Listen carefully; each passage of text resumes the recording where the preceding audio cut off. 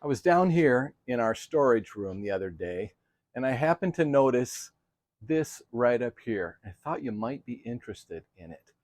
It's a Sony PS-FL7. It's a turntable, but it's kind of cool. Thought I'd get it out. I haven't had it out in years, and we just take a look at it and see what kind of condition it's in. Okay, so let's watch this.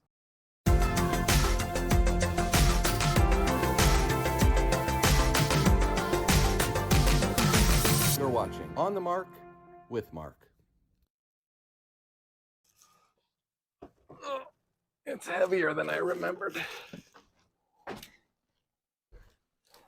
I put this back in its original packing when I put it away a number of years ago. Let me check. It was 1998 that I put this away.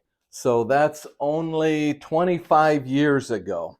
I put it in this plastic bag because you never know where water's going to end up. And I didn't want it just getting ruined while it was in storage. But you see, I never sealed the plastic bag, so I don't know if humidity got in, it could get out. But anyway, that's the way I did it. So this bag has got to come off. It's really dusty. All right, let's see what we've got here. Here's what it is. Stereo turntable system. But the way cool part is this right here. The platter itself is on a motorized tray. This turntable is a front loader. Front loading. See that right there? Front loading. That's what's cool about this turntable. Right here, it says here, keep this box and packing material for future transportation. See illustrations for repacking. That's exactly what I did. When I was a bachelor, I moved almost every year. In fact, I moved 9 times in 12 years. So yes, this has been in and out of this box several times. So as a consequence of that, this thing is going to be in near perfect condition. Okay, this is the actual platter. Kept the plastic there. It's in its original box. I'm just going to set that aside for right now. See if I can get this out of here without the box coming with it. Yeah, there we go. So another layer of plastic protection, and of course the pieces of foam on either end that hold it right in the middle of the box. Kept those. Set these aside. In this box here is the cartridge that I bought for it back in the day. And here's the little knockout for playing 45s. There's even the twist tie for the power cord is in the box. I didn't reuse that somehow.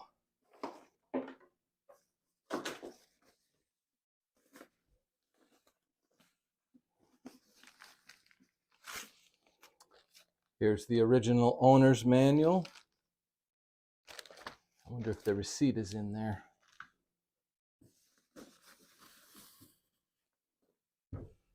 There.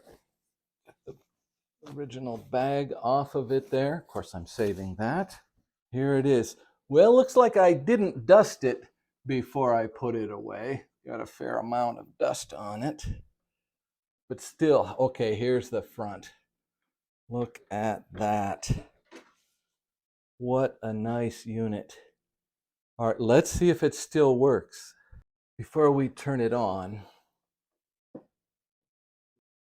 I put the original transport screws back in it. So let's take those out.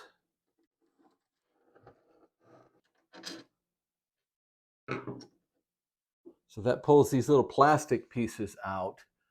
These are what's holding the, what do you call it, the table as it slides in and out so that it doesn't get racked or something while it's in transport. And then there's one extra screw up here. This one is a flat blade. I suspect this holds the the needle area. Okay, with those out, I think we can check it. I have it plugged in now. Let's see if it powers up. Oh my gosh. Did it? There it is. I don't know if you can see that or not. But that light comes on.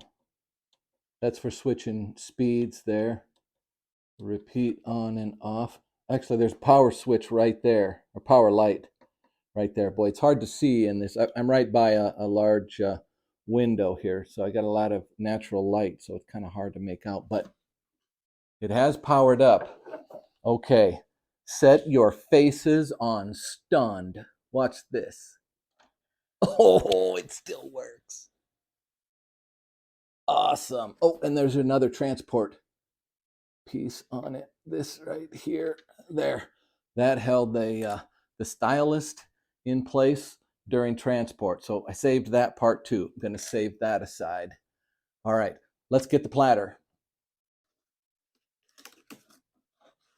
Oh my gosh. Oh no, I tore the cardboard a little bit when I pulled it apart, probably 30 years ago. And yes, I saved this plastic too. Oh my gosh. There's no glue left on that tape. Here's the platter. We'll see how dusty this thing is. That's not too bad. I'll get this out of the way. Okay, so this is real easy. Just goes in like that. Okay, the only thing here is we need to line up these holes in the platter with the holes here so that it can see what size of a record you put on there, or if there's a record on there at all. If I just hit play or start here, it'll go out there and it'll see that no, there's no record here, and it won't drop the needle down on this rubber here. You know, I'm kind of amazed that this rubber is still as flexible as it is. Another thing, if this plays, let's just find out. Well, let's see. We can run it from here. This is a zero tracking tone arm, which means it stays at a right angle to the groove all the way across the record. Whereas most turntables, you know how it kind of pivots from a center point. So actually, when it's in the middle, that's when the needle is actually square or tangent with the groove in the record. When it's over here, it's at a little bit of an angle, and when it's over here, it's at a little bit of an angle. But this turntable runs parallel, stays tangent all the way across the record. Is that supposed to make it better? I don't know. Seemed like a neat thing when I got it. Oh, here's another light back here. I'm going to turn it on and off again. Can we do it when it's open? Yeah. Can you see that light back there? Hopefully you can see it. Okay, so here's what I can do. I can run this over. See how that moves? Is that cool or what? And then you could line it up on the groove. Say you only wanted to play track 3, then you could go down here and then you would press, I'm not sure. Start? I think start will close it. Let's see what it does. Yeah, I don't want to do that. I'm going to bring it back out. Oh, it's going back to the 0 point. I wonder if it won't do it since I don't have a record on it. Okay, I'm going to bring it back again. And let's see if I lower it, if it will go. Lower. Ah! Oh, it dropped it right on the rubber. Okay, that stuff I said about these slots in there, never mind. Huh, it just stayed on 33 1/3. Anyway, if I had a record, I have some records, but they're really packed away deep right now. But either way, I think that is so cool. So you could play it, you could run this record player turntable, you could run this turntable with the platter out like this, or if you just pressed play, then it will go in. Oh, I hit stop now because I already was playing. If you just pressed play, then it would go in, and let me set up the camera again. I'm going to push play here. All right, now it's getting ready to play. It's moving over. It says there's no record on here, and it doesn't drop it. It must be only in the automatic mode that it has that feature. Because when I had it out, it was perfectly willing to drop it down on the mat. I thought it was pretty neat that I should have this thing and have all of the original packing material, all the transport screws, even the holder for the stylist, and that it appears to still work.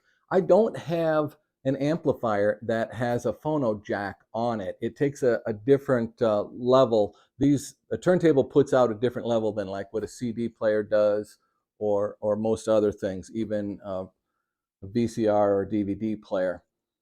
This is, let's see, it says linear tracking, quartz lock, direct drive. The direct drive means the spindle that goes into the record is actually the center of the motor. So there's no belt on this thing. This isn't a rim drive, which those usually add a kind of a hum to your record. The belt drives were very smooth. The direct drive, because there's no belt, that might be a reason why this thing is still works. However, there is a belt that runs the linear tracking for the tone arms, so that is still in good shape. So that's kind of surprising there. But still, to have this thing like this, owner's manual, I don't have the receipt, but I know I bought this in 1984. So this is 39 years old. I've had it this amount of time. I still have all of my records, but like I said, they're packed away pretty tight. And I mean, we could set one on there and watch it play, and you might hear a little bit of something. But otherwise, this is not for sale. I think I'll look on eBay and see if there's any of these out there, what kind of conditions are. I'll bet you there are not many like this, in this condition, especially with all of my packing material I got laying around here. I'm going to pack this back up like I had it and put it back on the shelf, and maybe in another 25 years, let's see, I'll be 87. My kids may end up dealing with this thing. Oh, it's probably going to just get thrown out. I don't know. I'm trying to remember how much I paid for it. It seems like I paid, I don't know, somewhere around $300. I don't think it was over $400 for it. And remember, that's 1984 money, so it was a good piece of change. But I really got sold on the gimmick of this platter moving in and out. Plus, I had a rack system, so it was nice to be able to just slide it in. It didn't have to be on top. All right, thanks for watching my video. If you like this video, hit that like button. This isn't something you usually see or that I usually do. Just thought it was kind of interesting. And my son-in-law actually saw this thing, and I showed it to him a little bit, and he's like, that's really cool. You should put that on YouTube. I thought, yeah, we'll see if anybody else likes it. Thanks for watching.